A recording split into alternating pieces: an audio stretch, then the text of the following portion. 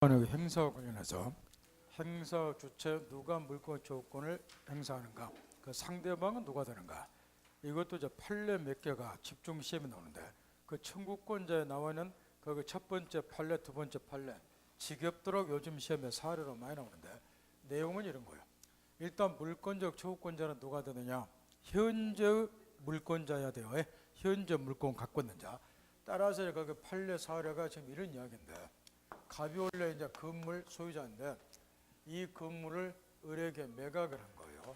근데 이 건물이 아직 미등기 건물이다. 갑이 신축을 하다 보니까 그럼 이제 매각을 하더라도 인도받고 잔대금 다 주더라도 이 사람은 미등기 건물의 매수인이기 때문에 법률상 현재 이 건물에 대한 소유자가 아니라는 거죠. 얘가 설사 건물을 점유하고 있다 하더라도. 그런데 문제는 이제 얘가 지금 매입을 해서 돈 줄 거 다 주고 인도받았는데 등기 좀 못 받았으니까 법률상 소유자는 아닌데 얘가 점유하는 건물을 제3자 A가 침탈 뺏어갔다고 말이야. 그랬을 경우에 미등기 건물의 매수인이 얘한테 내 건물 돌려다오 소유권에 기한 소유권을 주장해서 물권적 반환 조건, 건물 반환 청구하는가, 이 사례를 많이 물어본다는 건데 얘는 미등기 건물의 매수인이에요. 법률상 소유자가 아니기 때문에 얘는 직접 소유권에 기인한 물권적 반환 조건 행사를 못하고 현재 법률상 소유자는 그대로 갑이기 때문에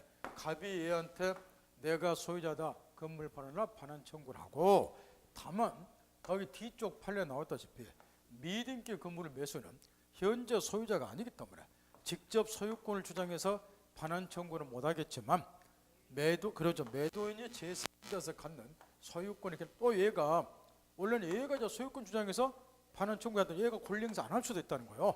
나는 이미 팔아버렸기 때문에 나 몰라라 이런 애들도 있으니까 그때를 대비해서 미등기 건물의 매수인은 매도인이 갖는 소유권에 기인한 물권형 반환 조건을 매수인이 매도인을 대위해서 얘가 얘를 대신해서 얘가 얘한테 갖는 소유권에 기인한 건물 반환 조건을 얘가 대신 행사할 수 있다. 이런 이야기니까 그 판례 언더라인 쳐놓은 거 뒤에까지 하도 물어본 게 요즘 사례 문제로 정리 딱 하고, 그 다음에 행사 상대방도 마찬가지요. 현재 침해자야 돼요. 따라서 이제 우리 시험에 기초로 물어보는 일단 요 사례를 놓고 일단은 지금 갑이 토지 소유자예요. 이렇게. 근데 이 을이 여기에다가 무단으로 건물을 지었어요. 그러면 현재 갑의 소유권을 을이 침해를 했죠. 따라서 현재 침해자는 을이에요. 그럼 이제 갑은 을에게 내가 소유자다 건물 철거하라 소유권에 기한 흔히 말하는 방해적의 조건을 행사를 하겠지만, 문제는 얘가 이 건물은 내 거니까 토지는 갑 소유지만 건물을 병에게 매각을 해서 얘한테 소유권이 넘어갔어요. 그랬을 경우에 갑은 두 사람 중에 누구한테 건물 철거 청구합니까? 요 이야기인데 원래 무단으로 건물 지은 자는 을이지만 그 사이에 이 건물을 매각을 했기 때문에 항상 현재만 따져야 돼요. 현재 물권자가 현재 침해자에게 물권 청구 행사하면 되니까 과거를 묻지 말으라는 말이에요.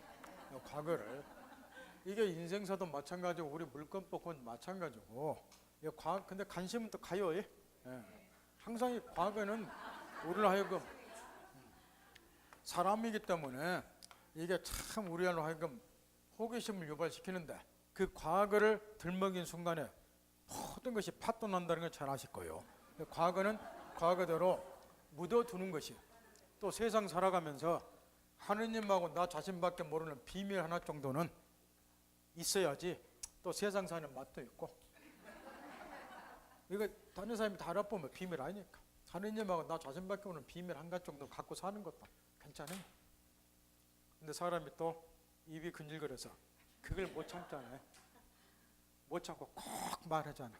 그때부터 이제 서러라 그래서 이거 잘못해서 일이 벌어지는 거고. 과거 묻지 마라 말이야.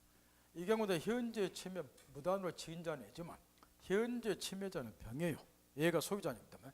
따라서 갑은 얘한테 내가 소유자니까 건물 철거라 얘한테 청구한다. 사례로 곧잘 물어보고 딱 점검하고, 그 다음에 또 한 가지, 이 물권적 청구권 행사하는 경우에 요건에서 가장 집중 물어보는 것이 뭐냐 그러면은 물권적 청구권 행사하는 경우에 침해자의 고의과실 귀책 사유는 요하지 않는다는 거. 원래 지금 얘가 얘한테 양도 안 했을 때 그때는 이제 얘가 건물 소유를 하고 있다는 거. 그러면 얘는 이 토지가 값소리라는 거 알면서 무단으로 건물 지었기 때문에 얘한테는 고의 귀책 사유가 있죠. 이렇게 귀책 사유가 있으면 당연히 물권 조건 행사할 수 있겠지만 얘가 이렇게 양도를 했어요. 그럼 얘는 귀책 사유가 없잖아요. 얘가 무단으로 지은 애가 아니기 때문에 이렇게 귀책 사유가 없더라도 물권 조건 행사가 가능하다면, 다만 귀책 사유 고의과실이 있냐 없냐에 따라서 뭔 차이가 있냐 그러면은 이 의뢰한 사람에게는 남부통을 알면서 무단으로 건물 짓기 때문에 고의 귀책 사유가 있어요. 그러면 민법시행에 그렇게 매 시간마다 튀어나오는 불법행위가 성립될 수 있다는 거. 이 불법행위가 성립되는 항상 요건을 떠올리라고 했죠. 가해자의 고의 또는 과실 있는 요 귀책 사유가 있어야 돼요. 고의 또는 과실 있는 위법한 행위로 해서 피해자에게 손해가 발생하는 것이 불법행위고, 불법행위 성립되면 민법 750조에 따라서 가해자는 피해자에게 손해배상 의무를 지는다.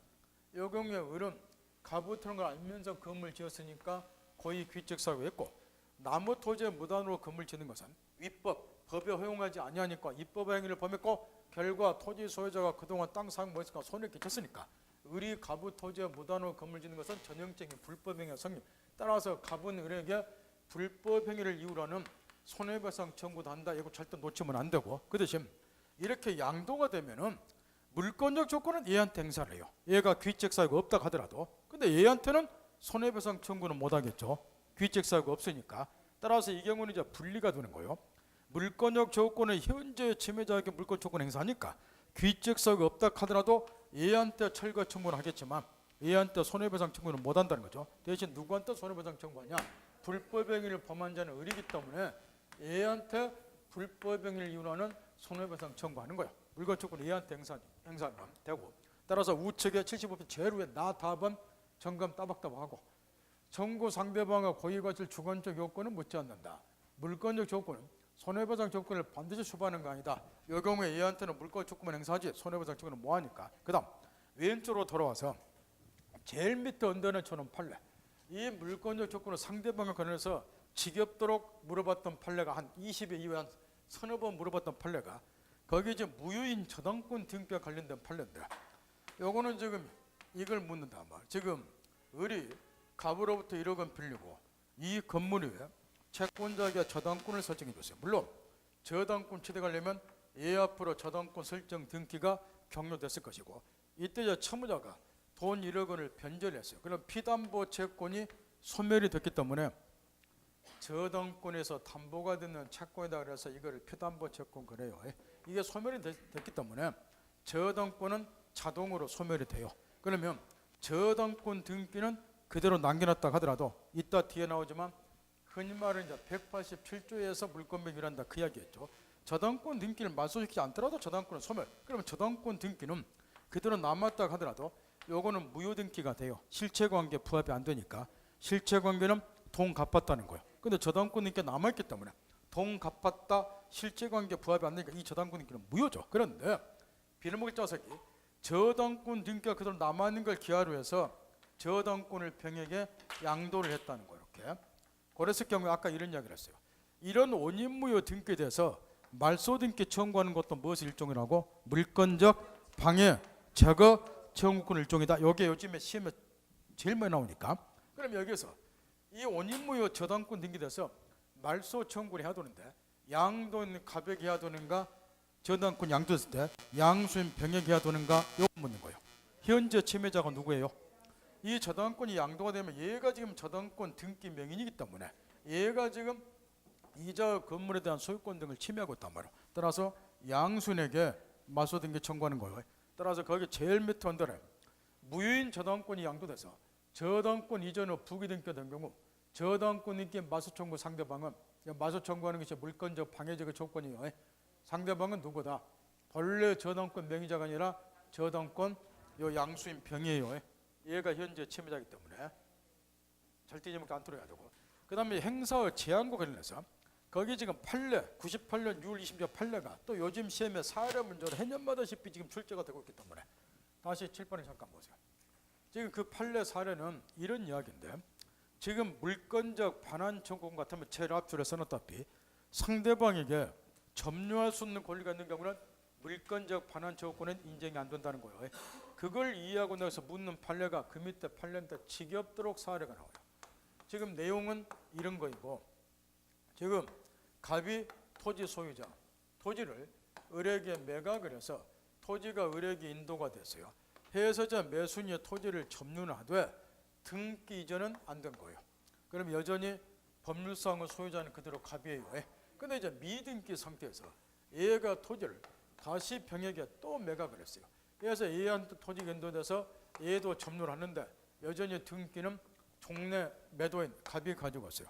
그러다 보니까 갑이 현재 토지 점유자 병에게 내가 소유자니까 법률상 소유자는 분명히 갑이니까 토지 나에게 판하라. 소유권의 기인은 물권적 반환조건 행사할 수 있습니까? 이걸 직업대로 요즘에 사례로 물어본다는 건데 우리 상시로 생각하더라도 반환 청구는 안 되겠죠. 그런데 왜 반환 청구를 못하는가? 점유할 수 있는 권리가 상대방이 있다는 거. 그 판례 내용에 나왔다시피 요 경우 을은 매매를 했기 때문에 매매 효력으로 목적물을 점유할 수 있는 권리를 갖게 돼요. 소유권은 얘한테 있지만 동일한 이유에서 다시 매매를 하게 되면 얘도 목적물을 점유할 수 있는 권리를 갖고 점유할 수 있는 권리가 상대방에 있는 경우는 물권적 반환 조건 행사를 못하는데 판례는 거기까지 쓰여있죠. 근데 요거는 여러 번 나왔는데 지금 나올 가능성이 있는데 지금 안 나오는 것이, 그러면 갑의자 소유권을 주장해서 현재 점유자 병에게 소유권에 기인한 물권적 반환 조건 행사를 못해요. 그러면 갑이 얘한테 너는 내 토지를 부당하게 사용하고 있으니까 차임 상당액을 부당이득 반해달라. 요거는 지금 안 물어보고 있다는 건데 부당이득 반환 조건 행사하는가? 요것도 안 된다 그 말이야. 왜냐? 여기 나왔다시피 얘는 정당한 권한 없이 쉬운 말로 무단으로 갑오토를 사용하는 게 아니라 점유할 수 있는 권리가 얘한테 있잖아요. 정당한 권한이 있어요. 따라서 부당이득 반환 청구도 뭐한다. 요것까지 추가시켜서 정리 딱 하고, 그 다음에 이제 물권의 조건과 불법이나 손해배상 조건 관계를 아까 가르쳐서 읽어보면 되고, 물권의 조건과 계약상의 조건 관계도 이것도 한 번인가 두 번 나왔는데 필요한 거 써놔서 읽어보면 되고, 물권 조건 확장 적용을 다 7번 보세요. 이게 사례 문제로도 과거에는 많이 나왔는데 이 부분이 요즘에는 이제 너무 쉽다 그래서 별로 안 나오는데 잠깐만 이거 보라는 거예요. 여전히 사례 문제가 나올 가능성은 농후하기 때문에 갑이 토지 소유자다. 지금 이 두 개를 비교를 해보라는 거예요. 을이 땅을 빌려서 을이 이 토지 위에 지상권을 가지고 있다. 지상권은 분명히 용익 물권으로 돼 있어. 이렇게 해서 이제 얘가 지상권을 가지고 있고, 그러면 기간 만료시까지 토지 사용권이 을에게 있다는 거예요. 그런데 이 상태에서 제3자 A가 여기에 무단으로 건물을 지었어요. 여지없이 을의 지상권을 침해했다는 거예요. 얘가 토지 사용권을 갖고 있기 때문에. 그러면 지상권은 물권으로서 절대권이에요. 따라서 얘는 자기가 지상권자라는 것을 누구한테나 주장할 수 있어요. 이렇게. 그러니 누구한테나 주장할 수 있으니까 역으로 누구 침해로부터도 보호가 돼야죠. 따라서 제3자 A에 대해서 직방으로 내가 지상권자다, 지상권에 기한 지상권을 주장해서 건물 철거 청구, 방해적 조건 행사할 수 있어요. 지상권도 물권이고 물권 조건이 세 가지가 똑같이 인정이 되니까. 왜냐? 지상권은 물권이니까 지상권을 얘한테 주장할 수 있으니까 역으로 주장할 수 있으니까 역으로 이자 침해 상태로부터도 보호가 되는 거야. 주장할 수 있으니까 역으로 보호된다. 이자 침해 상태, 이 논리라고 하면 물권적 조건이. 근데 요거를 똑같은 토지 사용권이지만 채권인 임차권으로 바꿔보라는 거야. 임차권을 이렇게 똑같이 토지 사용권이 얘한테 있어요. 그런데 또 얘가 이렇게 무단으로 건물 지었어요. 당연히 을이 임차권 침해했죠. 그런데 보세요. 이번에는 얘가 임차권을 주장해서 얘한테 건물 철거 청구는 안 된다 그 말이야. 왜냐? 임차권은 채권이라 그 말이야. 채권이기 때문에 계약 체결한 얘한테만 임차권 주장하는 거지 얘한테까지 임차권 주장을 뭐 하잖아요. 얘한테 임차권 주장을 뭐 하니까 이자 침해 상태로부터 역으로 보호가 안 되는 거야. 그 논리를 깨우치라는 거. 주장할 수 있어야지 역으로 그저 침해 상태 보호되는 그렇게. 그게 물권 조건이고, 임차권은 채권이니까 얘한테 주장 뭐 하잖아요. 그러니까 이자 침해 상태로부터 보호가 안 되는 거야. 따라서 임차권에 기한 방해제거 청구는 뭐 하는 거예요? 채권이기 때문에. 그런데 위에가 있어요. 사례 문제가 지겹도록 나오니까 요즘에 좀 뜸하지만, 요즘은 아까 앞에서 가르쳐준 판례들 주로 사례로 나오다 보니까 여기 좀 뜸하지만 하나씩이라도 또 튀어나온단 말이야. 아까 이런 걸 가르쳐줬어요. 민법 점수자 내용을 다니라고 난 누누이 단 겁니다. 621조에서 임대인을 협력해서 부동산 임차권 등기가 가능해요. 이렇게. 그러면 등기된 임차권은 여전히 채권이지만 물건처럼 제3자에 대한 대항력이 인정이 되죠. 그러면 등기가 되는 상태에서는 얘가 무단으로 건물 지었다. 그러면 얘가 등기되었으니까 임차권을 얘한테 주장할 수 그러죠. 있다는 거야. 주장할 수 있으니까 역으로 이자 침해 상태로부터 보호가 돼야죠. 주장할 수 있으니까. 얘가 무단으로 건물 지었으면 네 임차권 침해했잖아. 거기 얘는 얘한테 야 새끼야 내가 토지 상권 가지고 있다. 그러니까 건물 철거라. 임차권 주장할 수 있으니까 역으로 이자 침해부터 보호가 된다. 이 논리가 성립하는 거야. 따라 등기된 임차권의 경우는 채권이지만 예외적으로 뭐가 인정이 돼요? 물권적 방해적 조건 인정이 되니까 이거를 제목을 보세요. 물권 조건 확장 적용이라 되어 있죠. 그 말은 무슨 말 알겠나요? 임차권은 뭐이지만 채권이지만 물권처럼 물권 조건 인정이 된다. 그래서 제목이 물권 조건 확장 적용. 다만 여기서 끝내면 안 되고 문제는 이제 이런 거라고 말이에요. 이 경우에 임대인이 또 등기 협조를 잘 안 해준다는 게 문제란 거죠. 그러면 임차권 등기가 되는 경우가 드물다는 거야. 그러면 순수한 요 임차권만 가지고는 얘한테 방해적 청구를 못 한다는 거야. 그러면 이 등기가 안 됐을 때 이자 구제 방법이 뭐냐? 이런 걸 또 물어보기 때문에 사고를 좀 해둬야 되는데 등기가 안 됐을 때는 얘가 임차권 주장해서 철거 청구 못 하기 때문에 이런 경우 그럼 어떻게 하면 방법이 있느냐? 이런 방법이 일단 있어요. 임대인은 또 똑같은 이야기요. 목적물을 사용 스케줄 채무를 부담을 하죠. 그럼 이 채무 속에는 뭐가 내포되냐면 인도무도 내포되어 있지만 방해 제거 의무도 여기에 내포되어 있다 그 말이에요. 임대차 공본상 알겠지만 왜냐? 이 경우처럼 얘가 무단으로 건물 지어버리면 얘가 사용 못 하잖아요. 근데 사용 수익해줄 채무가 얘한테 있기 때문에 이런 건물을 누가 철거시켜줘야 되는 거요? 임대인이. 그러니까 여기에 방해적 의무가 내포되는 거예요. 이게. 그러니 임대인은 소유자잖아. 소유권은 물건이고. 따라 내가 소유자다. 건물 뭐해라? 철거하라. 소유권에 기한 방해적 조건을 얘한테 행사할 수 있어요. 물론 이 경우도 마찬가지야. 내가 빌려줬는데 우리나라 사람들이 참 인심이 좀 박하죠. 일단 뭐 해버리면 나 몰라라 하잖아.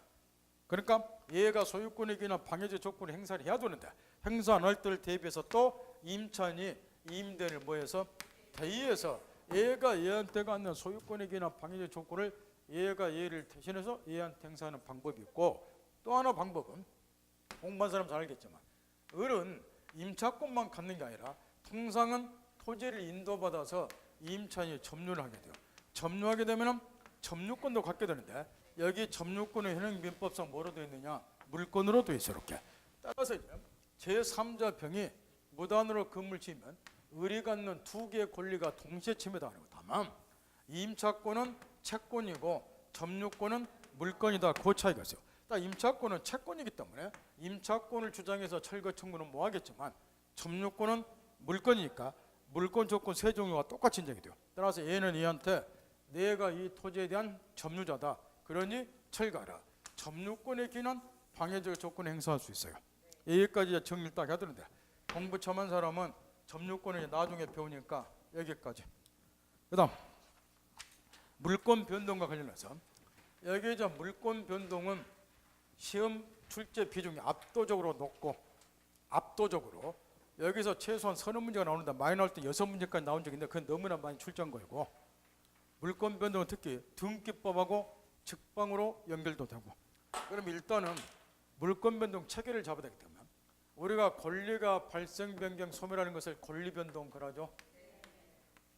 이 권리 변동은 두 가지 원인에서 발생이 된다. 첫날부터 지겹도록 가르쳐줬어요. 하나는 법률 행위에서 권리 변동이라는 경우도 있고 대부분의 경우는 이제 갑이 토지에 대해서 을하고 매매했다 이런 과정을 통해서 소유권이 넘어간다 그 얘기인데 이 갑이 사망하면 상속을 통해서 소유권이 넘어가는 경우도 있고 따라서 이제 계약과 같은 법률 행위에서 권리 변동이라는 경우가 대부분이지만 토지에 대한 소유권 넘어가면 두 놈이 계약 체결해야 된다 그런 이야기고 그것이 이제 법률 행위에 의하지 아니하고 상속처럼 사망했다. 토지에 대한 소유권 상속으로 넘어간다. 계약 관계 없다. 그 이야기죠. 그래서 법률 행위에 의하지 아니하고 권리 변동이라는 경우도 있고 요거를 이제 학자들은 흔히 법률로 규정한 권리변동을 이야기를 한다. 우리가 총칙 공부할 때는 이 법률행위가 이제 중개부 대상이 되니까 법률행위에 의한 권리변동 요거 하나만 배웠어요. 총칙 공부할 때는. 다만 이제 권리변동을 하려면 법률행위가 성립되고 뭐 해야 된다. 효력요건 갖춰야 된다. 요 일련의 과정을 하나 배웠죠. 3주에 걸쳐서. 근데 물권법에서는 이 권리변동을 이제 용어만 바꾸는 거예요. 물권법이니까 물권변동으로.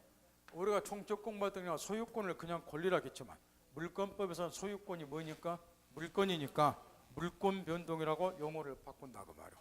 그러니까 물권변동도 법률행위에서 대부분 물권변동이라겠지만 상속처럼 법률행위에 의하지 아니하고 물권변동이라는 경우도 있다는 거예요. 그런데 우리가 저 물권법에서 물권변동을 공부할 때는 요 밑에 거 이걸 하나 추가시켜서 같이 공부를 하는데 이유가 있어요. 그 이유는 뭐냐 그러면은 여기 이제 두 사람이 이 토지에서 매매를 했다. 소유권이 얘한테 넘어가려면 물권변동을 하려면 이 경우는 부동산이니까 공시법 등기를 해야지 소유권이 넘어가요. 그런데 이자가 사망을 했다. 이 상속의 경우는 피상속인이 상속해주는 사람 사망하기만 하면 등기 없이 사망과 동시에 소유권이 넘어가요. 무슨 얘기냐 그러면 우측 같은 법률행위에 의한 물권변동은 공시방법 갖춰야지 물권변동을 하지만 상속을 비롯한 법률행위에 의하지 아니한 물권변동 흔히 말하는 법률을 규정한 물권변동은 등기 없이 공시방법 갖추지 않더라도 물권변동이라니까 이 공시방법의 차이가 있더라는 거예요. 따라서 이 밑에 거를 추가시켜서 물권변동 같이 배우는데 법률행위와 물권변동은 뭐 해야 된다.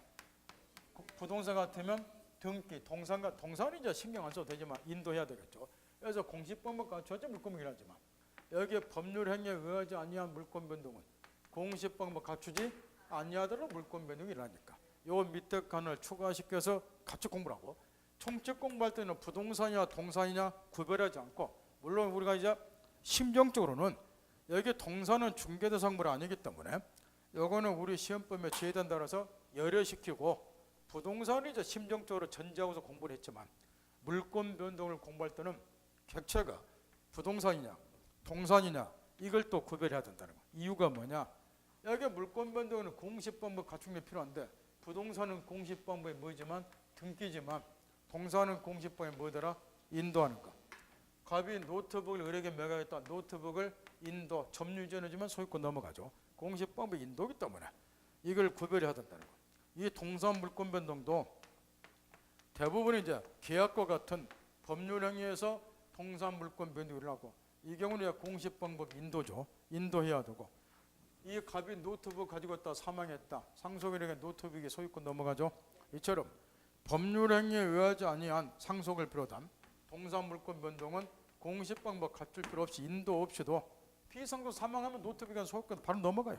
점유전이 안 되더라도 똑같이 해서 이걸 추가를 시키는데 물론 시험은 99.9% 위에서 나오겠죠.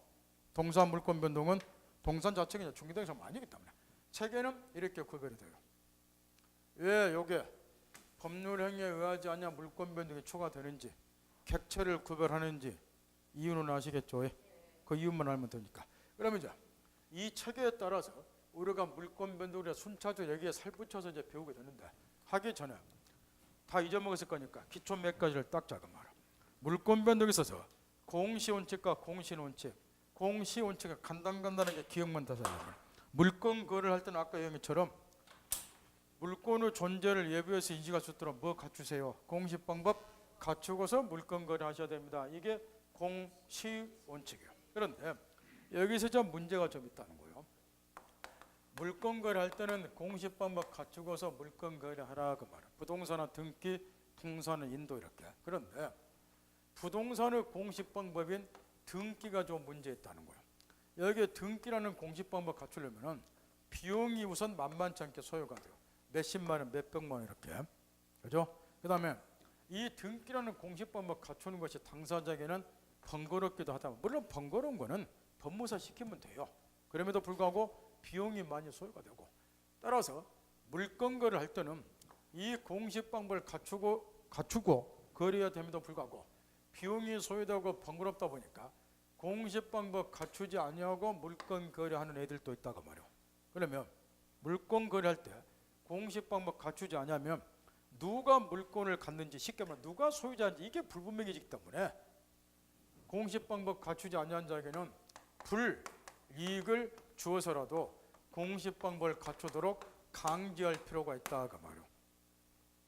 수도를 파겠나요? 근데 그 강제하는 방법이 크게 두 가지가 있다는 거. 거기 보면은 밑에 성립요건주의, 형식주의, 한자는 독법주의라는 거예요. 독일에서 채택하고 있다 그래서 요게 독자예요. 그 다음에 대항요건주의, 의사주의, 그 불자예요. 불란스 채택하고 있다 그래서 불법주의, 다 같은 의미인데 같이 기억하면 되고, 시험에서 교재에서 주로 통용되는 용어는 형식주의, 의사주의 이런 용어가 많이 통용이 되고, 그러면 우측에 눈 그대로 돌리세요. 거기 보면 물건행위와 공식방법에서 물건변경에서 의사주의, 형식주의에서 가로 1 의사주의, 이 형식주의 나와 있죠. 옛날에는 의사주의, 형식주의 이론도 물어보고 그랬는데 초창기 시험 때는, 요즘에는 그는 당연히 안다고 보니까 이론 자체를 물어보진 않지만 당연히 알고 있어야 되고, 그래야 물건 변동 이해가 되니까 간단히 이런 이야기라고 말해요. 의사주의는 이런 걸 말해요. 예컨대 토지에 대해서 두 사람이 매매를 했다. 그러면 의사주의는 이런 걸 말한다. 글자 그대로 의사주의 그랬으니까 제목이 당사자 사이에 소유권을 이전한다는 합의, 여기 의사 표시예요. 이 의사 표시만 있으면 뭐 없더라도 등기 없이도, 그래서 의사주의 그래. 당사자 사이에 이 의사 표시만 있으면, 어떤 의사 표시? 소유권을 이전한다는 합의. 이 의사 표시만 있으면 등기, 공식 방법 갖추지 않더라도 당사자 사이에서는 물권 변동을 한다. 소유권이 매수로 넘어간다. 이게 글자 그대로 의사주의예요. 민법은 참말로 용어 하나하나를 기가 막히게 만들었어. 그러니까 밑에 읽지 말고 여기서 항상 유추하는 훈련하라고 말이야. 의사주의로 했으니까. 따라서 이제 등기 없이도 소유권은 얘한테 일단 넘어가요. 그런데 여기에서 이제 한 가지 문제가 있다는 거야. 우리가 지금 뭘 전제를 했냐 그러면은, 지금 이렇게 공식 방법 갖추지 아니한 자, 비용에 들어가고 번거는가 공식 방법 갖추지 아니한 자도 있을 수 있다고 말이야. 그러면 이런 자들에게는 불이익을 주어서라도 공식 방법을 갖추도록 강제를 시키자고 말이야. 이 방법을 배우고 있는데, 의사주의에서는 소유권을 넘겨주겠다는 합의, 의사표시만 있으면 등기 없이도 물권물기를 하니까 등기 없이도 얘는 소유자가 된다는 거죠. 물론 갑에 대해서. 그러면 얘는 불이익을 입고 있지 않잖아요. 등기 없이도 소유권 취득하니까. 그러면 이런 공식 방법 갖추지 않아 얘한테 어떻게 불이익을 주는가? 의사주는 이렇게 불이익을 줘버려. 혹시라도 갑이 여전히 등기를 그대로 가지고 있는 걸 기하로 해서 이 토지를 다시 병에게 이중 매매를 한 다음에 얘한테 등기를 넘겨줘 본다 그 말이에요. 명확하겠나요? 그러면 이 의료원에는 등기까지, 공식 방법까지 갖추지 않는 한 제3자에 대해서는 자기가 소유자라는 것을 대항할 수 있다 없다? 없다. 주장할 수 없다 그 말이에요. 따라서 제3자에 대해서 자기가 소유자라는 걸 주장하려면 반드시 뭐 하시라는 거야? 공식 방법 갖추어라. 이리 되어 있다고 말이야. 네가 공식 방법 갖추지 않으면 얘가 이렇게 이중양 됐을 때 너는 뭐 하니까? 소유권 잃어버니까 이 불이익을 면하려면 반드시 뭐 하라는 거야? 공식 방법 갖춰라. 이렇게 강조하는 거야. 이게 의사주의라고 말이야. 따라서 의사주의 특징 칠판 보세요. 의사주의 특징은 법률관계가 대내적, 대외적으로 분열이 생긴다. 이게 의사주의의 특징이고 동시에 단점이기도 해요. 무슨 이야기냐? 이 공식 방법 갖추지 않더라도 당사자 세서는 물권비교를 하니까 을은 등기 없이도 자기가 소유자라는 걸 누구한테는 주장할 수 있어요. 갑에게는. 그래서 누구한테는 주장 못해요. 제3자도 주장 못하니까 등기 없이도 갑에게는 소유권을 주장, 병에게는 소유권 주장 못하니까 법률관계가 대내적, 대외적으로 분열이 생기죠. 이게 의사주의예요. 옛날에는 거기 밑에서는 의사주의 장단점도 시험에 물어보고 그랬는데 요즘에 그런 거 물어보기에는 우리 시험 난이도가 이미 올라갔다고 말. 그러나 일거는 보라고 말. 그래서 언더라인은 안 쳐놨지만 그 나번에 있잖아. 그 내용 파악하면 그런 거 나오면 당연히 맞히게 돼 있으니까 못 맞힌다 그 말은 이 이론 자체가 이해가 안 됐다는 소리고. 그 다음에 형식주의는 글자 그대로 이런 이야기라고 말이야. 이렇게 소유권을 지고 있다는 의사표시가 있어가지고 안 되고 제목 형식주의 그랬으니까 뭘 꼭 갖추라는 거예요? 부동산은 등기, 동산은 인도라는 형식을 갖춰야지 물건을 한다 그 이야기니까 이 경우에 이제 1000만 번 소유권을 이전하는 합의 의사표시가 있다 하더라도 등기를 이전해 주지 않는 한 당사자 사이에서도 물권 변동이 안전한다. 따라서 을은 잔대금 다 주고 토지 인도받고 별짓 다 해도 등기 이전 받지 못하는 한 자기가 소유자라는 것을 갑에 대해서도 주장할 수 없다. 이게 의사주의가 틀려요. 그러니까 형식주의가 공식 방법 갖추지 않은 자에게 훨씬 더 많은 불이익을 준다는 것. 너 인도받고 잔대금 다 줘도 등기 공식 방법 갖추지 않으면 소유권 취득 뭐하니까 이런 불이익을 면하려면 반드시 뭐하라 등기하라 이야기. 물론 제3자 관계에서도 마찬가지야. 얘가 등기 가중을 결해서 매매해서 얘한테 등기 넘어갔다. 그럼 얘는 등기하지 않는 한 제3자 대해서도 소유권 주장 못하고. 따라서 형식주의의 뛰어난 장점은 법률관계가 대내적 대의적으로 분열이 안 생기고 획일적이 된다. 등기 없이는 자기에게 소유권이 있다는 것을 갑에 대해서 주장할 수 없고 병에도 주장할 수 없으니까 획일적이다 이야기고. 우리 민법은 당연히 생활상식으로 알겠지만 형식주의 채택하고 있고 이때 우리 민법의 태도 눈으로 읽으세요. 한 줄 한 줄 음미하면서 읽어야 돼요. 우리 민법은 형식주의를 채택하고 있어요. 그러니까 이 경우에 아무리 잔대금 다 주고 토지 인도받고 별짓해도 등기 없이는 얘는 소유권 취득 못한다는 거예요. 그런데 이 형식주의를 채택하는 것이 모든 물권 변동에서 다 그런 건 아니고 여기 보세요. 여기 지금 책에 잡아놨다시피 법률 행위에 의한 물권 변동은 뭐 해야 돼요? 공식 방법 갖춰야지 물권이 일하지만 상속을 비롯한 법률 행위에 의하지 아니한 흔히 말하는 법률을 규정한 물권 변동은 공식 방법 갖추지 않더라도 물권 변동이 일어나요. 따라서 형식주는 어떤 경우만 채택이 되어 있다. 법률 행위에 의한 물권 변동이 있어서만.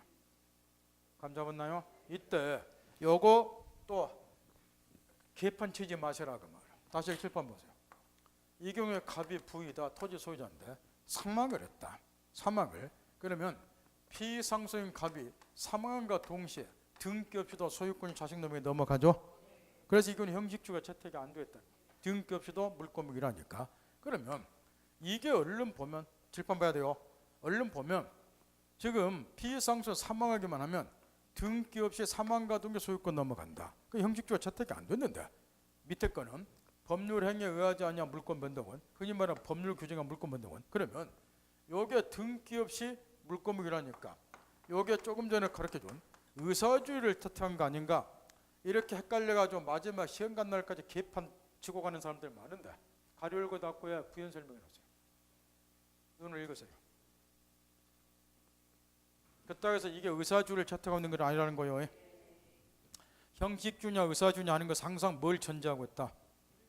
법률 행위에 의한 물권 변동을 전제로 해서 다시 여기 보세요. 이런 매매 같은 경우 이런 법률 행위와 물권 변동이 있어서 소유권을 이웃다는 합의 의사표시만 있으면 등기 없이도 물권이 일한다. 이게 의사주의야. 아니다. 등기해야지 물권이 일한다. 이게 형식주의야. 그러니까 뭐가 전제가 되어 있다는 거야. 법률 행위와 물권 변동을 전제로 해서 형식주의 의사주의 대립 있는 거예요. 근데 요거는 상속은 법률 행위에 의하지 아니하는 경우니까 형식주의 의사주의가 적용되는 영역이 아니라고 말이야. 근데 이걸 헷갈려가지고 시험 보는 전날까지 개판 치고 가. 그 점수가 안 나오는 거야 이게. 체계가 처음부터 잘못됐기 때문에. 시험은 알아듣겠나요? 하도 말해도 안 듣길래 그때 가로 열고 닫고 주의하라 하고 써놓은 거지. 그 주의하라 그러면 여러분도 주의하세요. 그러나 그게 시험은 안 나오기 때문에 언더에만 앉혀놨을 뿐이지. 체계 잡을 때 주의하라 그 말이야. 근데 여기 앉아 계신 분들 모르고 말해 90%는 개판으로 지금 알고 있으니까. 여러분도 지금 이게 의사주의 채택하고 또 개판으로 알고 있기 때문에 정리 잘 하시라고 말 체계 잡을 때.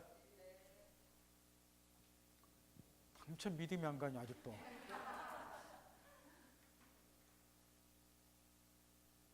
ES라 보고 다시 왼쪽으로 돌려서 공신원칙. 이거는 정말로 시간 중에 지금 몇 번째 공신원칙도 이야기를 해드렸는데 총칙 공부할 때 사례 문제 풀 때랑 하도 물어보기 때문에 여기 지금 공신원칙은 그대로 뜻풀이를 한번 해보라 말이야. 공식 방법을 뜻풀 하면 돼요. 신뢰한 자를 그래서 앞머리 따져 공식 방법을 신뢰한 자를 보여주자는 원칙이 공신 원칙인데 주의할 것. 조금 전에 가르쳐드린 공시 원칙은 객체가 부동산이나 동산을 불문하고 공시 원칙은 우리 민법상 모두 인정이 되고 있다는 거예요. 공시 방법만 다를 뿐이지. 부동산은 등기고 동산은 임도 요 차이만 있을 뿐이지. 그런데 공시는 원칙은 매 시간마다 지금 사례 나올 때마다 주식인 것처럼 부동산하고 동산의 차이가 있어요. 부동산의 경우는 공시는 원칙이 현행 법제상으로 채택이 안 되어 있고 동산의 경우는 채택이 되어 있다. 이런 엄청난 차이가 있다는 거. 따라서 이제 이렇게 둔다는 소리인데 갑이 자 우리가 얼마 전에 총칙에서 배운 거야. 채권자 강진필 멘탈합에서 토지에 대해서 을하고 가장 매매를 했다는 말이야. 가장 매매를. 요거는 무효죠. 따라서 을에게 등기가 넘었다 하더라도 소유자가 아니고. 근데 얘가 등기를 가지고 있다 보니까 제3자 병이 얘를 소유자로 믿고서 양도를 받았다. 이처럼 공시방법 신뢰한 자를 보여주자. 이런 게 공시원칙인데 부동산의 경우는 공시원칙이 채택이 안 되기 때문에 무권리자 명의 등기 공시방법 신뢰한 자가 보호된다 안 된다? 안 된다 그 이야기야. 따라서 얘는 원칙 무권리자 명의 등기 공시방법 신뢰해서 등기 가지고 있으니까 소유자인가 보다 믿었다 하더라도 보호가 안 된다 그 말. 소유권 취득 뭐 한다는 거야. 대신 이제 요 경우는 선의 제3자 보기에서 보호받는 방법이 있겠지만 일단은 보호가 안 돼요. 이제 동산의 경우는 갑이 노트북 소유자다. 동산 노트북을 을에게 빌려주었다. 얘가 노트북을 점유하다 보니까 마치 대외적으로는 뭐인 것처럼 보이더라? 소유자인 것처럼. 그래 얘는 소유자는 아니죠. 그래서 제3자 병임 얘가 노트북을 점유하다 보니까 공시방법 신뢰 가지고 있으니까 소유자로 믿었다. 그리고 매수 양도 받았다. 소유권 취득하는가. 이런 동산의 경우는 공시원칙 인정이 되니까 공시방법 신뢰한 자가 보호가 돼요. 따라서 양도인이 무권리자임에도 불구하고 무권리자로부터 동산에 관한 물건 소유권을 얘가 뭐 할 수 있다? 취득할 수 있다 그 말이야. 이때 이제 동산의 경우 이렇게 공시방법 신뢰한 자가 보호가 되다 보니까 무권리자로부터 동산에 대한 물건 소유권을 취득하게 되는데 얘가 이 소유권 취득하는 거를 뒤에 나오지만 선의취득이라고 불러요. 선의취득은 한 번도 안 읽었나요? 개념 정도는 알고 계시라 그랬는데 문제 풀 때 필요하니까. 동산의 경우에 공시방법 신뢰한 자가 보호가 되니까 얘가 소유권 취득. 이때 이 소유권 취득하는 걸 뭐라고 부른다? 선의취득이라고. 부동산의 경우는 선의취득 인정이 안 되는 거야. 공시원칙 인정이 안 되기 때문에. 다만 이제 문제는 부동산의 경우는 이제 공시방법 신뢰한 자가 보호가 안 되다 보니까 얘가 소유권 취득 뭐하지만 이래 이제 허위표시에서 무인 경우는 뭐에서 소유권 취득할 수 있다고 가르쳐 줬어요. 108조 2항에서 허위표시는 무효지만 무효를 가지고 누구한테 태양 뭐하니까 선의 제3자 태양 뭐하니까 얘가 선인 경우 여기에 이제 허위표시 행했다는 것을 모르고서 양도받은 자 얘네들은 보호가 되니까 소유권 취득하죠. 다만 이 경우에 선일 때 소유권 취득하는 것은 부동산의 경우에 공시원칙 인정된다는 거하고 전혀 해당이 없어요. 선의 제3자 보기 중에서 보호가 될 뿐이지. 만약에 부동산의 경우에 공시원칙 인정이 되면 선의하게 따릴 것 없이 얘가 당연히 소유권 취득해야죠. 구별하겠나요? 따라책으로 돌아가서 시험에서 거기에 공시원칙은 가로치 1번 D 언더라인 동산 안에서 하면 이 원칙 인정하고 있다. 가로친 2번 핵심 거기서 선언 문제 출제되니까 정리 잘하고 2주 전 일요일 날도 가르쳐줬어. 가로친 2번 부동산의 경우에 공시원칙 인정이 안 되기 때문에 제3자는 소유권 취득 못하고 불이익 입을 수 있다. 이런 애들은 어떻게 보호를 해준다. 개별 규정을 통해서 보호를 해주고 있다. 그게 우리가 총칙에서 배운 앞에 의사표시에 관한 규정. 가로 열고 닫고 107조 2항 비진입 표시가 무효인 경우에 무효를 가지고 선의 제3자에 대하지 못한다. 108조 2항 허위 표시 무효를 가지고 선의 제3자 전부 다 내고 다니고 그랬죠.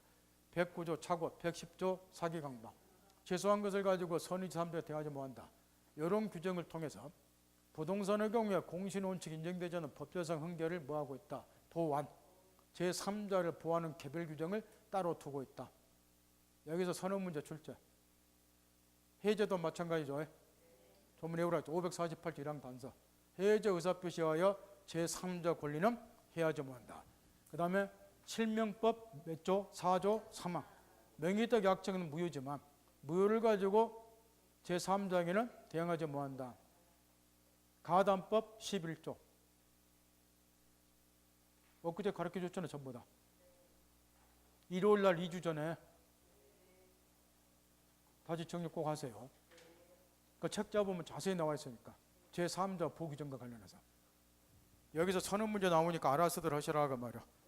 2주 전에 지겹도록 가르쳐줬고 일요일날. 그 다음 물권 변동 일으키는 법률행위. 지금부터 있는 대로 집중하라는 거야. 용어 몇 가지를 물권 변동을 이야기해서 정리를 좀 해야 되는데, 지금 이제 다음과 같은 경우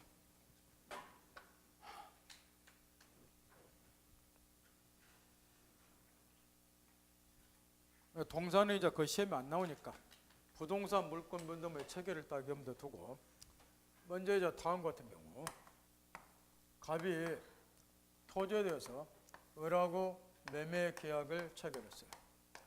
이 계약이 전형적인 법률행위다 지겹도록 가르쳐줬고, 그 중에서도 이제 매매 계약이 성립이 되면 매도인에게는 소유권을 이전해줄 채무가 생기고, 물론 대금지급 조건한 채권도 생기겠지만 우리가 필요한 거는 물건이니까 소유권. 거꾸로 이제 매수인은 소유권 이전 청구권이라는 채권을 갖게 되고, 물론 이제 대금지급 채무라는 채무도 부담을 할 거죠. 거꾸로 얘가 대금지급 조건의 채권을 가질 것이고, 그거는 열애시키고, 우리는 지금 물권법 공부냐 소유권만 따져보자고 말이요. 그러니까 매도인에게는 소유권은 채무가 생기고 매수인에게는 소유권의 조건의 채권이 생기죠. 이처럼 이제 당사자에게 채권, 채무를 발생시키는 법률행위, 매매 계약 같은 거, 이런 거를 글자 그대로 법률행위 종류 중에서 계약이 법률행위, 그 중에서도 매매 계약 같은 것은 채권, 채무를 발생시킨다 그래서 그 중에서도 채권행위라고 부른다 그 말이에요. 법률행위 종류 중에서. 그러면 여기 이제 매매 계약 같은 채권행위는 당사자에게 채무를 발생시키고, 그러면 1월 10일 날 매매했다 약속하겠죠. 3월 10일까지 소유권 넘겨주겠다 약속했다. 그럼 이행기 돌아올 때까지 얘는 이 채무를 당연히 뭐 해야죠? 이행해야 되겠죠.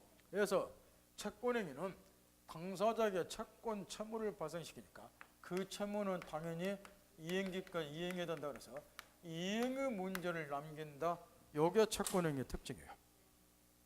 요 매매계약 같은 채권행위고, 우리가 계약법에서 배우는 매매계약, 교환계약, 임대차 계약 다 무슨 행위예요? 계약이 법률행위고, 그것들은 전부 채권, 채무를 발생시키죠. 그러니까 전부 뭐라고 부른다? 채권행위. 근데 이에 대해서 이제 법률행위 종류 중에 지금 우리가 이제 필요로 하는 것은 물권행위라고 그러는데, 법률행위 종류 중에서 이 물권행위는 글자 그대로 이제 물권 변동을 일으키는 법률행위를 물권행위 그러는데, 여기서 찾아보면 3월 10일 날 이행기가 도래했어요. 그럼 매수인은 때 됐다 소유권 넘겨달라 청약, 매도인은 알았다 넘겨줄게 승낙, 양의사 합치가 돼서 흔히 말하는 칠판 보고 있죠. 소유권 이전에 관한 합의 법률행위 행해지고, 이 합의도 계약 일종이니까, 그 다음에 이제 이거는 부동산이니까 등기 이전하면 소유권 물권이 매수인에게 이전, 흔히 말하는 물권 변동이 일어나요. 그럼 이 경우에 이제 소유권 이전이라고는 물권 변동은 뭐 때문에 생겼는가? 두 사람이 소유권 이전해 주기로 뭐 했으니까? 합의를 했으니까. 소유권이 물권이고 합의가 계약으로서 법률행위죠. 그러니까 이걸 합해서 물권적 법률행위 그래야 되는데, 소유권이 물권이고 합의가 법률행위니까 줄여서 물권행위. 이게 원인이 돼서 물권 변동이 일어났다 그 이야기야.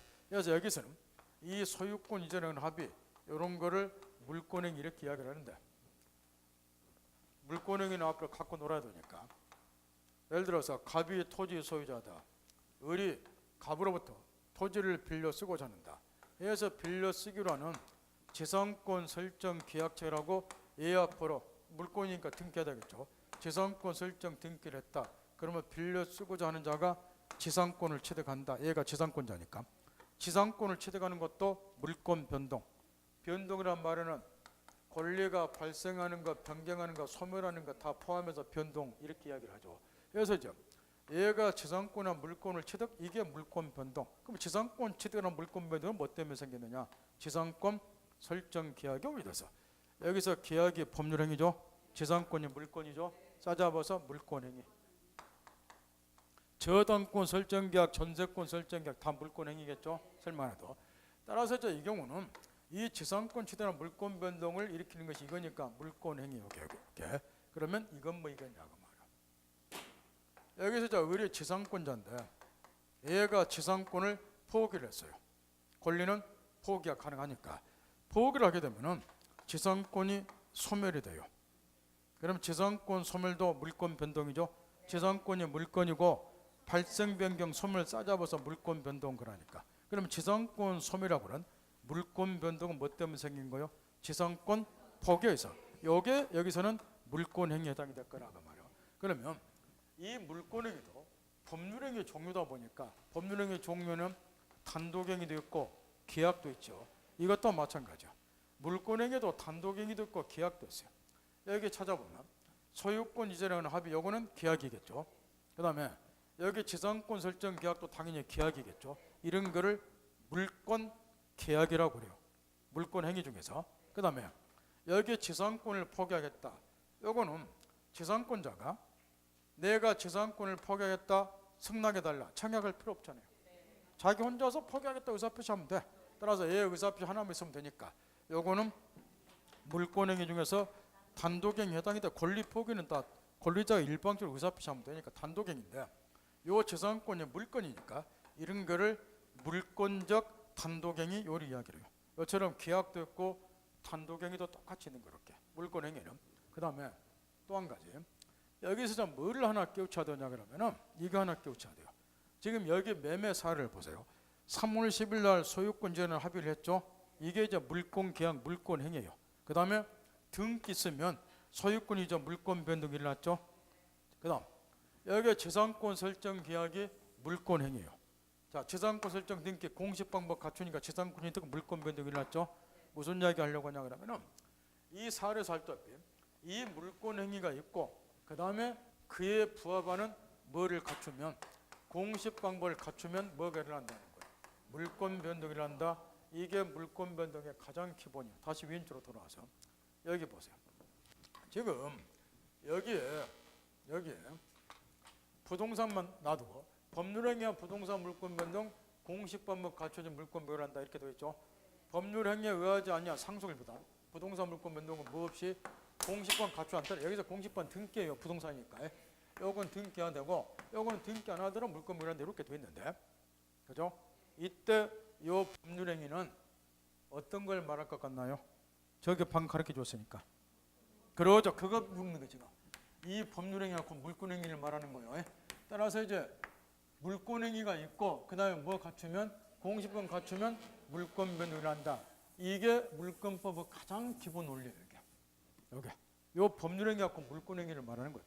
요걸 이제 조문으로 말하면 186조라 그러는 것이고 상속을 보다 밑에 가가 이제 187조 것이고 이따 뒤에서 나오지만 그래서 186조를 보면 법률행위와 부동산 물권 변동 뭐 하시라 등기하지 물권 일한다. 요게 이제 조문으로 말하면 186조인데 요 법률행위하고 무슨 법률행위를 말한다?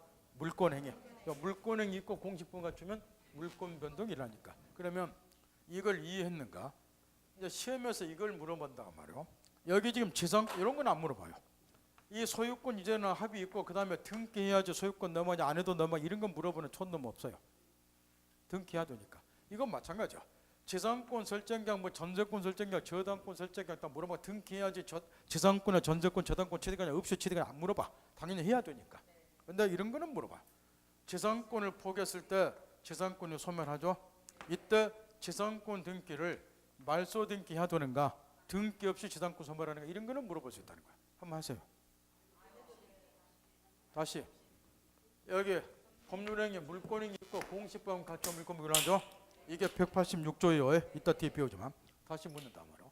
지상권을 포기했을 때 지상권 소멸하고 물권 변경하는데 이때 지상권 등기를 말소 등기해야지 지상권 소멸되는가 등기 안 하고 포기 의사표시 있으면 지상권 소멸인가 묻는 거야. 요게 물권 행위잖아. 이게 그러니까 뭐 해야 돼요? 등기해야 된다 말이야. 그래서 이것도 물권적 단독행위 법률행위라니까요. 내가 그거 가르쳐주고 있구만. 따라서 뭐 해야 돼요? 186다 등기해야지 지상권 소멸이 되는 거예요. 아 여기 쳐다봐야 된다니까. 원리를 깨우쳐야 돼. 원리를. 물권행위 있고 뭐 하면 186조 이거라고 말이야. 여기 지금 지상권 포기가 물권행위라니까요. 그중에 단독행위야. 그러니까 뭐 해야 된다고? 등기를 186조에 따라서 그 원리를 지금 깨우치라고 가르쳐 주는 거라니까요. 그럼 이제 여기 이제 물권행위는 이처럼 이제 물권 변동을 직접 일으키기 때문에 채권행위의 차이가 뭐냐? 채권행위는 채무를 발생시켜 그 다음에 이행이 돌아올 때가 채무를 이행해야 되지만 그 다음에 이제 소유권 이전행위는 합의하고 그 다음에 등기하면은 물권 변동이 일어나 버리죠. 소유권 넘어가 버리죠. 얘한테. 따라서 물권행위의 경우는 물권 변동을 직접 일으키기 때문에 채권 채무가 생기는 거 아니에요. 따라서 물권행위는 이행의 문제를 남기지 않는다는 점에서 직접 소유권 이전이 되어버리니까 더 이상 뭐 얘가 이행할 게 없다 그 이야기요. 그래서 이행의 문제를 남기지 않는다는 점에서 채권행위하고 차이가 있다 요 이야기일게. 이때 이제 우리가 이제 필요로 하는 것이 실무에서 이런 부동산 거래인데 참고적으로요. 이런 부동산 거래 경우는 매매와 같은 채권행위가 원인이 돼서 결과 그러면 채무가 생기니까 이행해야죠. 결과 이행 수단으로 이 물권행위 행해지는 거예요. 그래서 이 채권행위를 물권행위에 대해서 무슨 행위라고도 불러요? 원인행위 이렇게도 부르는데 문제는 언제나 물권행위 행해지기 위해서 그 전제로서 채권행위가 존재하는 건 아니라고 합니다. 아까 지상권의 포기를 생각해 보세요. 지상권 포기하면 지상권 소멸하거나 물권 변동이 일어나요. 물론 이때는 말소된 기하 되지만 이 원리에 따라서 여기는 채권행위 없잖아요. 물권행위만 덜렁 존재하잖아요. 이런 경우도 있어요. 그러나 우리가 자 실무에서 주로 겪고 사는 것은 이 채권행위 원인돼서 이행수단은 물권행위지는 요 칠판의 사례예요. 따라서 이걸 전제하고서 책으로 돌아가서 거기 왼쪽에 물권행위 원대한 층이 있고 우측에 물권행위와 공시방법, 의사주, 형식주 쭉 다시 한번 있고 밑으로 내려가서 물권행위 독자성, 무인성. 옛날에는 이 물권행위 독자성, 디페짓과 무인성 요 이론 자체를 여러분 시험에 또 물어보고 그랬어요. 옛날 초창기 시험 때는. 근데 요즘에는 또 똑같은 이야기야. 당연히 이건 안다고 전제하는 거예요. 이런 기초까지 물어보면 우리 시험 난이도 올라가 버렸어. 따라서 기본적인 이론만 좀 이해하면 되니까 또 자세한 설명해 줄 시간도 없고 지금 다 7번 보세요. 여기 이제 물권행위 독자성, 무인성이 이제 뭘 말하냐 그러면 시험에 필요한 범위 내에서만 이해하면 되니까 여기 다시 보세요. 이런 부동산 거래 경우는 매매와 같은 채권행위 원인이 돼서 이행수단으로 소유권 이전을 합의 물권행위 행위지죠. 이게 원인행위가 되고 그 이행수단으로 물권행위 행위지는 거렇게. 그럼 이때 이 물권행위라고 하는 것이 원인행위인 채권행위하고 별개 독자적으로 행해지는가 아니면은 이 물권행위가 원인행위인 채권행위하고 한계행위를 합쳐서 같이 행해지는가 이런 걸 따지는 것을 물권행위의 독자성 문제 이렇게 하기로. 이에 대해서 물권행위의 독자성을 인정하는 것이 학자들을 다수 겨내고 거꾸로 우리 판례는 거기 보면 물권행위의 독자성을 부정한다 이렇게 되어 있는데 이게 무슨 이야기냐. 대다수 학자들은 이 물권행위는 원인행위의 채권행위하고 별개 독자적으로 행해진다 이렇게 본다는 거예요. 그런데 판례는 아니다. 이 물권행위가 원인행위인 채권행위하고 한계행위를 합쳐져서 같이 행진다고 보는 거예요. 그럼 왜 이런 걸 따지고 앉았느냐. 이것 때문에 논란이 된다는 거예요. 예를 들어서 이 물권행위의 독자성을 학설처럼 다수 학자처럼 인정을 하게 되면은 그 다음에 이제 이런 문제가 발생되는 거예요. 이 물권행위가 원인행위, 채권행위가 따로 행해진다고 가정을 하면 이 매매 계약이 어떤 사정에 의해서 취소할 수 있도록 되어 있더라. 취소 사유가 존재하더라는 거예요. 그러면 이 매매가 취소가 됐을 때 이게 원인이 돼서 이게 행해졌으니까 그 영향이 물권행위에도 미치는가 이걸 따지게 돼 있다 그 말이에요. 독자성을 인정을 하게 되면 그걸 따지는 것을 유인, 무인이라고 이야기를 한다고 말이에요. 여기서 이제 물권행위음 독자성을 인정을 하고 더 나아가서 이제 유인, 무인의 문제는 뭐냐 그러면 이런 이야기예요. 유인이다 그 말은 양형이 사이 인과관계가 존재한다는 소리고 무인이다 그러면 인과관계 없다는 소리니까 만약에 유인성설을 취하게 되면 이렇게 된다는 겁니다. 양형이 사이 인과관계 있다는 소리니까 원인행위, 채권행위가 어떤 사정에서 취소가 되면 물론 이게 무효 해제도 마찬가지예요. 원리는 똑같다. 그러니까 여러분 눈에 취소가 많으니까 취소 예를 들어줄 뿐이지 취소가 되면 그 영향이 물권행위도 미치니까 물권행위도 같이 취소가 된다. 그런 거를 유인 아니다. 무인성설. 무인성설이라고 하는 건 그 반대라는 거예요. 인과관계 없으니까 요게 취소가 되더라도 그 영향이 물권행위에 미칠 수가 없다. 물권행위는 그대로 유효하게 존재한다. 이런 거를 무인성설 그래요. 그런데 판례처럼 물권행위의 독자성을 부정하게 되면 유인 무인의 문제가 안 생겨요. 왜냐? 이게 이거하고 한경위로 합쳐서 같이 생긴다고 보게 되면은 요게 취소되면 이것도 취소되는 거예요. 이게 무효되면 같이 무효돼. 해제되면 같이 해제되고. 따라서 판례처럼 독자성을 부정하게 되면은 논리학적으로 유인 무인의 문제는 안 생기고 유인성설에 귀착이 된다. 따라서 이제 우리 다수설은 물권행위의 독자성 인정하면서 무인성설을 취하는 것이 학자들의 견해로서 다수설이고, 판례는 원천적으로 독자성을 부정하니까 유인성설에 귀착이 돼요. 무인성설이 나오려면 독자성 인정해야지 무인성설이 나오는 거예요. 그러면 다수설이 이제 무인성설을 취하고 있고 판례는 유인성설을 취하는데, 이게 지금 뭐 때문에 이런 걸 따지고 앉았는가 거두절미하고 다음과 같은 차이가 있다는 거. 그래서 책으로 돌아가서 거기에 보면 이제 78페이지에 물권행위의 무인성, 유인성에 따른 실제성의 차이가 나와 있어요. 우리 다수설은 무인성설을 취하고 판례는 유인성설을 취한다고 그랬죠. 그럼 어떤 입장을 취하냐에 따라서 다음과 같은 차이가 생긴다 그러는데, 시험은 견해들의 입장 판례가 나오니까 판례 입장인 유인성설은 칼같이 이해를 해야 되는데 거기 사례를 눈으로 읽으세요. 그 사례를 분석하는 것이 아주 중요하기 때문에 사례를 한번 눈으로 읽어보라고. 자, 만 18세인 갑이 미성년자요.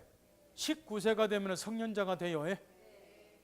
19세면 18세까지가 미성년자고, 18세인 갑 미성년자가 법정되는 증권자 동의 없이 자기 소 부동산을 을에게 매각했다. 여기까지. 이 매매는 취소사유에 해당이 되겠죠. 그럼 채권행위는 취소사유가 존재한다는 거예요. 일단은 거기까지. 그 다음에 성년이 된 후 나중에 계약의 취소 여부를 다투겠다고 하면서 대금을 받고 이전능께 필요한 서류를 교부. 얘기까지. 언더라인 증거 대금 받았죠. 지도 매도인으로서 이전능께 필요한 서류 주었죠. 여기에 뭐에 해당되나요? 저번 주에 가르친 거 떠올리세요. 법정 추인 사유 중에 전부나 일부 이행에 해당이 되죠.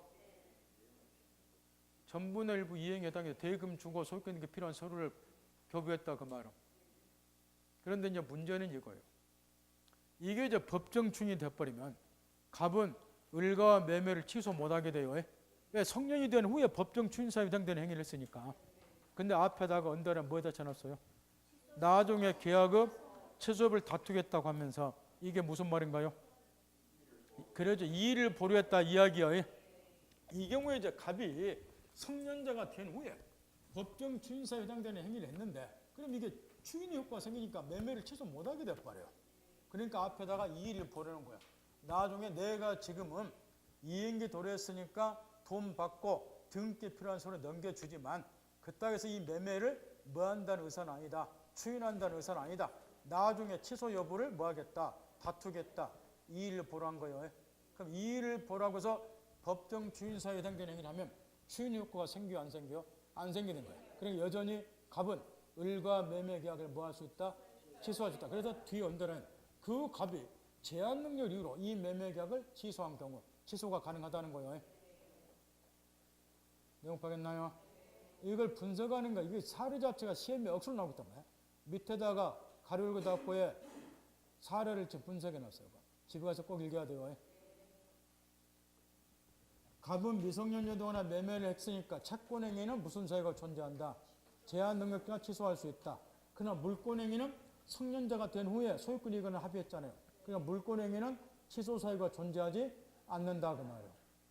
성년된 후에 소유권 이전에 관해 합의했으니까. 그런데 그 다음 줄 보세요. 성년이 된 후에 이행행위를 하면 원래 법정 추인 사유에 해당이 되나 전분의 일부 이행해. 그러면 매매를 취소를 못하게 돼버려. 근데 앞에다가 뭐 했다? 취소 여부를 나중에 다투겠다 했으니까 이의를 보류를 한 것이다. 따라서 갑은 여전히 매매계약 채권행위를 취소할 수 있다. 하도 이런 사례 물어보니까 그 분석하는 연습 부지런히 하라고 말이야. 그럼 이 경우는 이제 채권행위 매매는 취소할 수 있죠. 물권행위는 취소 사유가 존재하지 않죠. 그런데 이제 문제는 이런 거라고 말이야. 이 사례에서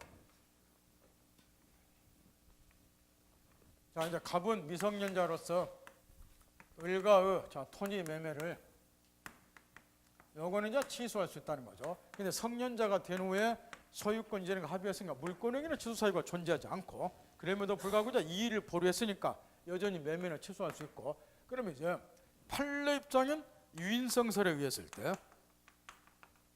자, 매매했다, 소유권에게 합의했다, 그 다음에 등기 전에 줬다. 그래서 이제 소유권은 을에게 넘어갔다. 얘한테 등기 넘어갔어요. 요 스토리인데, 그럼 이제 여전히 갑은 제한 능력으로 매매 경을 뭐 했다? 취소. 그러면 유인성설에 가면 지금 이걸 묻고자 하는 거야. 취소했으니까 소유권 찾아와야죠. 그 찾아오는 과정을 한번 잘 살펴보라고 말이야. 그러면 매매가 취소가 됐으니까 유인성설에면 채권행위와 물권행위는 인관계에 있다. 그 영향이 물권행위에 미치니까 물권행위도 같이 취소가 된다는 거예요. 그러면 물권행위 효력도 소급에서 효력이 소멸이 됐겠죠. 그러면 이 등기는 물권행위에 부합해야지 이유가 된대. 물권행위 효력이 소멸했으니까 등기 덜렁이 있어봐야 이 등기는 무효등기가 되는 거예요. 그러면 보세요. 물권행위 효력 소멸이 됐고 이게 취소가 되다 보니 그 영향이 여기에 다 미치니까 효력 소멸됐고 등기 무효니까 물권행위 일어나요? 안 일어나요? 안 일어나요. 안 일어난다 그 말은 무슨 말이냐면 이 매매가 취소가 되면 소유권이 바로 누구한테 돌아온다는 거야.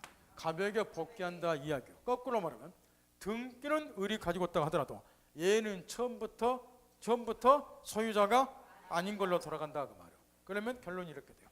취소함과 동시에 소유권은 바로 갑에게 복귀하니까 을은 등기는 가지고 있지만 처음부터 무고리자로 돌아간다. 따라서 갑은 을을 상대로 해서 취소했을 때 내가 소유자니까 토지 반환하라. 소유권에 기인한 물권적 반환 조건 행사를 해서 토지를 돌려받을 수 있다. 이런 결론이 돼요. 그래서 무인성설에 가면 반대 결과가 되는 거예요.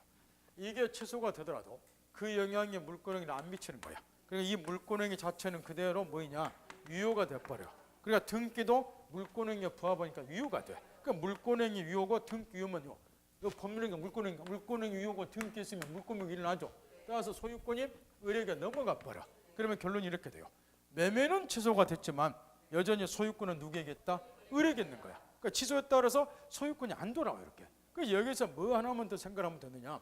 취소하더라도 소유권은 무인성설하면 매수인이 그대로 보유를 하게 되는데 문제는 얘가 소유권을 취득하게 된 법률상 원인이 매매예요. 그러니까 이게 취소가 돼버렸기 때문에 법률상 원인이 없이 소유권을 보유한 셈이 되니까 이런 거는 매수인이 뭐한 셈이 돼요? 부당하게 이득을 취한 셈이 되니까 갑은 무인성설이 있을 때 취소했을 때 을에게 내가 소유자니까 토지 반환하나? 요건 안 돼.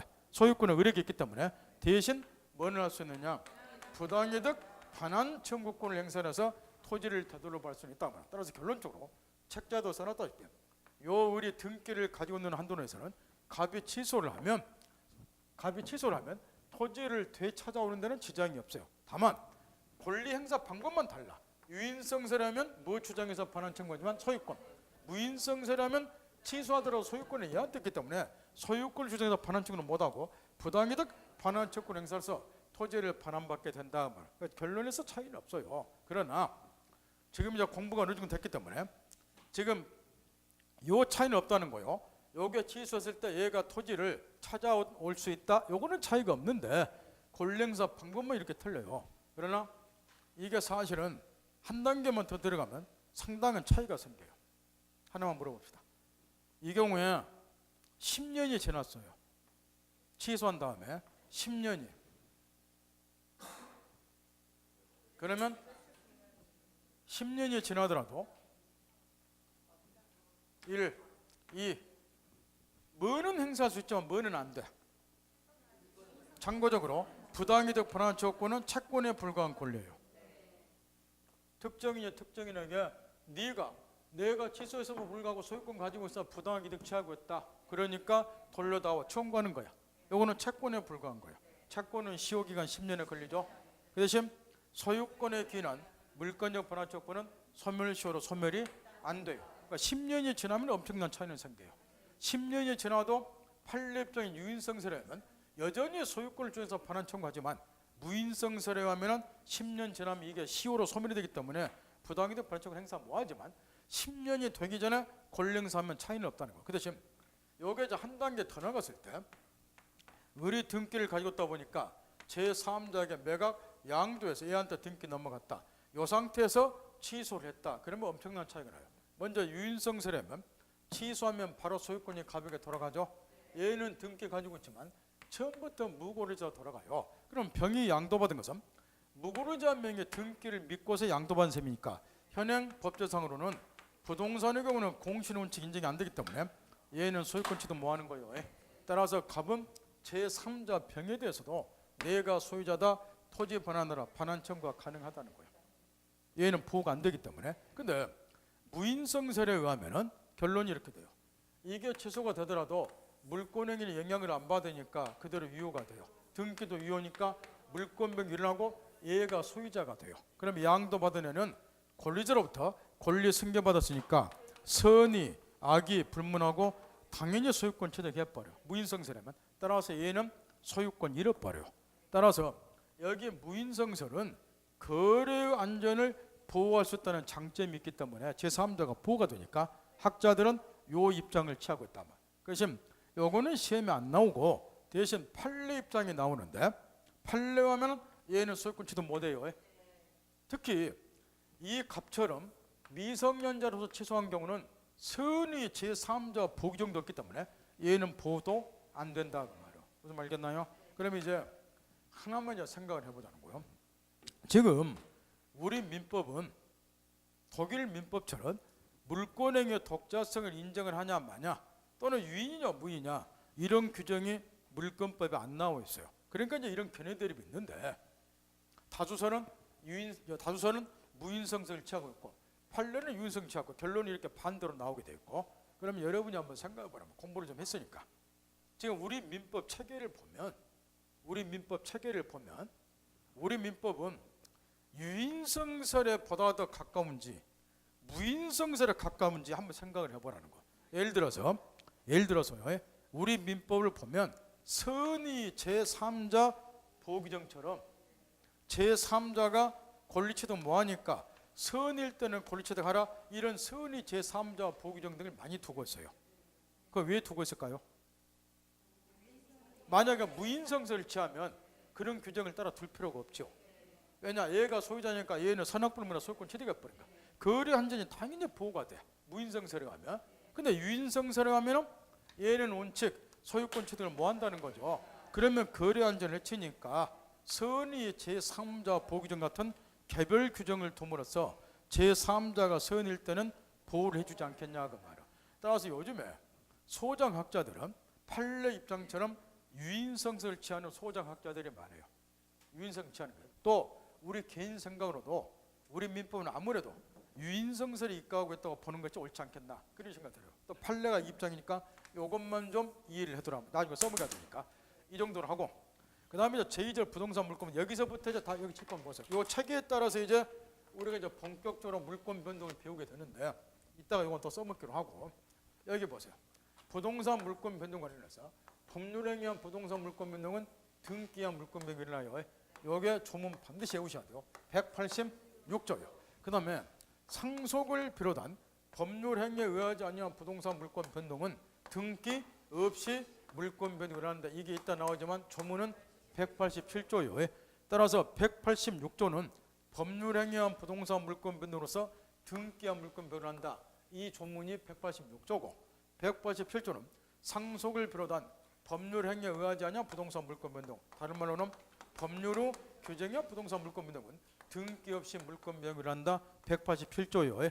그런데 여기서 이제 이 책에 따라서 우리는 지금부터 이제 물권 변동 공부를 하는데 잠깐만 7번 보자는 거. 이거는 금방 알아요.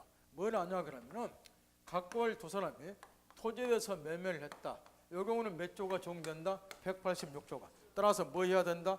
등기와 소유권 넘는다. 금방 알아요. 그 다음에 이 사례에서 갑이 사망을 했다. 도말께서 187조가 적용된다. 왜냐? 187조는 아예 못질이 되어 있어요. 상속, 그 다음에 뭐라고? 판결, 경매, 공용징수, 기타 법률을 규정한 물권 변동은 등기를 요하지 않는다. 상속 못질이 되어 있어요. 이거는 187조가 적용되는 거라고. 따라서 피상속인이 사망하기만 하면 등기 없이도 바로 상속인에게 소유권 넘어간다. 187조가 적용된다. 186조가 적용 금방 알아요. 이렇게. 근데 사안에 따라서는 186조가 적용되는 사안인지 186조가 적용되면 등기해야 돼요. 187조가 적용되는 사안인지 187조가 적용되면 등기 없이 물권 변경하고 이게 논란이 되는 경우가 많이 있다는 거예요. 그래서 먼저 이거를 정리정돈을 하자는 거예요. 그래서 그 책으로 돌아가서 민법 186조는 원달은 부동산에 관한 법률행위나 물권의 득실 변경, 이게 물권 변동이에요. 등기와 여력이 생긴다. 거기 법률행위가 물권행위를 말하는 거예요. 그러면 제1번 등기를 요하는 물권 변동 범위, 요게 곧 186조가 적용되냐 187조가 적용되냐 애매한 경우들이 있기 때문에 186조를 본격적으로 공부하기 전에 그 애매한 거를 정리정돈 좀 하자, 그 이야기예요. 그 중에 압도적으로 중요한 것이 1번이야. 원인행위 실화한 물권은 법규, 거기 A 들어놓은 것처럼 요게 방금 가르쳐준 요걸 묻는 거라고 말이요. 요거 하나만 끼우치시면 돼. 지겹도록 요걸 물어보니까 여기저기서 응용하니까 거기 사활에 써놨다시피 지금 이런 이야기라고 말이요. 갑이 토지 소유자인데 을이 갑을 뭐 했어요? 사기, 강박에 공갈 협박해서 토지 매매를 했고, 그런 다음에 이제 소유권 능력 순서를 그대로 밟아보면 매매 공인이 돼서 이행기 도래해서 물권행위하고, 그 다음에 등기전에서 소유권이 을에게 넘어갔다, 물권 변동이 났다, 이렇게 되어 있겠죠. 그러면 이 갑이 지금 을을 사기하면서 매매했으니까 요거는 무슨 사유에 해당이 되죠? 취소 사유. 이렇게. 그럼 여기서 이제 묻고자 하는 게 이거예요.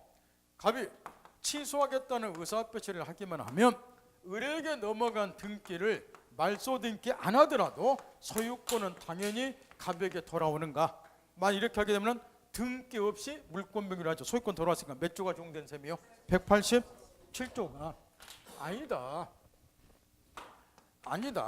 이 경우는 갑 쪽에서 취소 의사표시하고 더 나아가서 을에게 넘어간 등기를 말소 등기까지 해야지 소유권이 갑에게 돌아온다. 이리 보게 되면은 등기해야지 물권 변경한 셈이니까 186조가 적용된다. 어디에 해당되냐 이걸 묻는 건데, 요거는 유인성서를 취하냐, 조금 전에 가르쳐준 무인성서를 취하냐 떠나서 논리적 결론이 달라져요.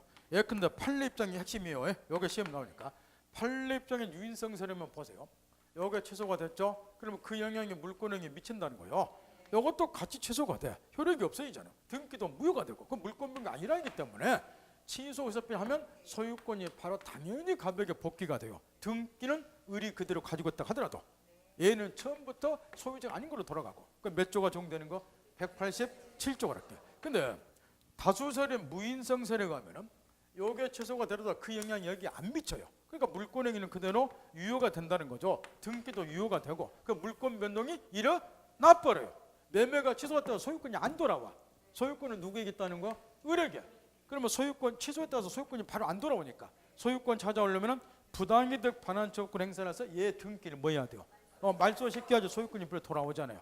그러니까 아랫동네로 가자는 게 186조로. 요거는 이전 모두 상관없다는 거예요. 따라서 언더란 친데 봐보세요.